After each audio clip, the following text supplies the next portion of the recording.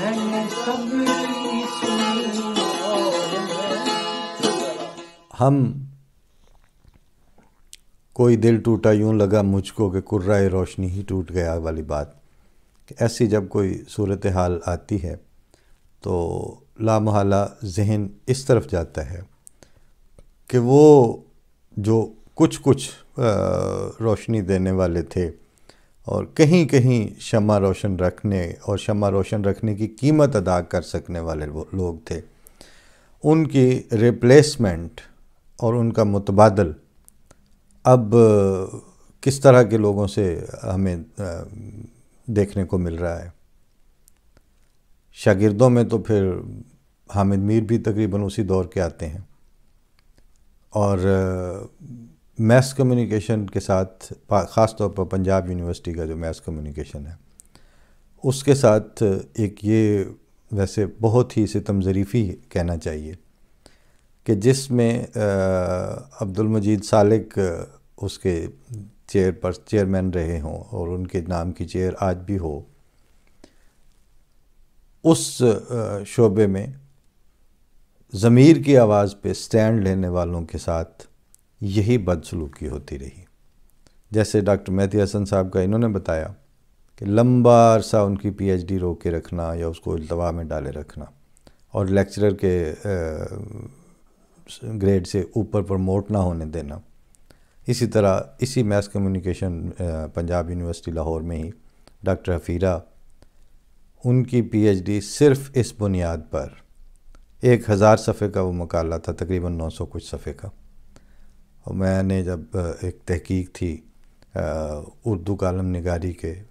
50 سال کا ادواری جائزہ، اس میں نے اسسٹ کیا تھا، تو اس میں ڈھونڈتے ڈھونڈتے پتہ چلا کہ ڈاکٹر حفیرہ کا جو مقالہ تھا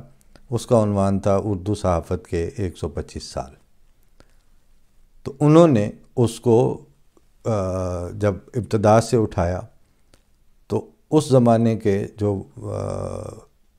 غیر منقطع تسلسل کے ساتھ آنے والے رسالے تھے، اس میں مصباح، اس میں تشہیز الاذہان، اور اس میں الفضل، اور یہ دیگر جماعت احمدیہ کی اردو کی پبلیکیشنز، اس طرح کے منتھلی اور روزنامے، تو انہوں نے چونکہ ان کا موضوع یہ تھا کہ اردو صحافت،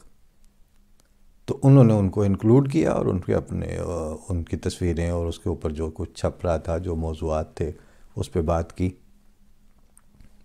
تو میری چونکہ ان سے خود ملاقات رہی اسی سلسلے میں، تو بتایا انہوں نے مجھے کہ میرے سپروائزر تھے جسٹس سردار اقبال صاحب، تو انہوں نے مجھے کہا کہ یہ تم ضیاء کا دور ہے اور یہ والا حصہ نکال دو گی تو یہ تھیسس اپروو ہو جائے گا، تو کیوں اپنی پی ایچ ڈی کھوٹی کر رہی ہو، بات تو ٹھیک ہے یہ جو کچھ ہے۔ تو ڈاکٹر حفیرہ نے کہا کہ سر، پی ایچ ڈی کی ڈگری ملتی ہے یا نہیں ملتی، تھیسس اپروو ہوتا ہے یا نہیں ہوتا، میری ریسرچ میں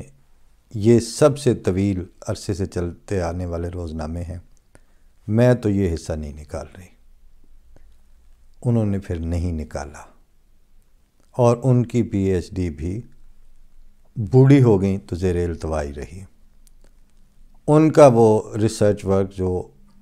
900 کچھ صفحات اتنی ضخیم کتابی شکل میں تھا، پنجاب یونیورسٹی نے اس کی اشاعت تو درکنار، وہ تھیسس جب میں نے اس کی ایک کاپی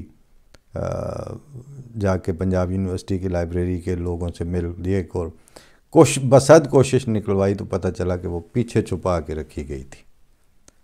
پھر میں نے اس کاپی کو تو خیر کتنا دیکھنا تھا، وہ چند منٹ تھے یا چند گھنٹے کے لیے، انہوں نے زیارت ہی کروائی، تو میں پھر ڈاکٹر حفیرہ کے پاس گیا اور پھر ان سے تفصیلی سیٹنگز بھی رہیں، ملاقاتیں بھی ہوئیں، اور وہ خاتون ہو کے تو وہ کہتی ہیں کہ میں تو احمدی نہیں تھی، لیکن میں جو کچھ بھی تھی، میں جیسا سمجھتی تھی، جو ہم محسوس کرتے ہیں وہی تحریر کرتے ہیں کہ جرم کی مجرم تھی۔ تو وہ کہتی ہیں کہ جب میں نے چارج لینا تھا، وہ پھر میس کمیونیکیشن کی چیئرپرسن بنائی گئیں، ان کو چارج نہیں دیا گیا، اور جماعتیے، اور وہ اب جماعت اسلامی تو ان کا نام ہے ہی، اور ہم کون ہوتے ہیں، ہر جو اس زمانے میں آج صلی اللہ علیہ وسلم کی تعلیم کے بالکل ڈائمیٹریکلی اپوزٹ بیہیو کرے گا اور انتہائی بد زبانی اور بد کلامی کو اور ایون بد سلیقگی کو اپنا روزمرہ کا دستور بنائے گا، وہ اتنا ہی بڑا اپنے آپ کو اسلام کا چیمپئن کہلانے کا دعویٰ بھی رکھے گا۔ تو وہ جماعت اسلامی نے ان کو دفتر میں چارج لینے سے اس حد تک مجبور کیا کہ وہ اپنے اپوائنٹمنٹ لیٹر جو ان کا ہوا، کہتی ہیں اس کے ساتھ ہی میں ڈی سی لاہور کے پاس گئی اور میں نے پھر ان کو کہا کہ مجھے گن کا لائسنس دیں، اور پسٹل کا لائسنس لے کے وہ کہتی میں گن لے کے تو گئی اپنے دفتر کا چارج لینے کے لیے۔ فضا یہ ہو تو دلوں میں نزاکتیں کیسی، جو ابر ہے سو اب وہ سنگ و خشت لاتا ہے، فضا یہ ہو تو دلوں میں نزاکتیں کیسی۔ فی امان اللہ، السلام علیکم۔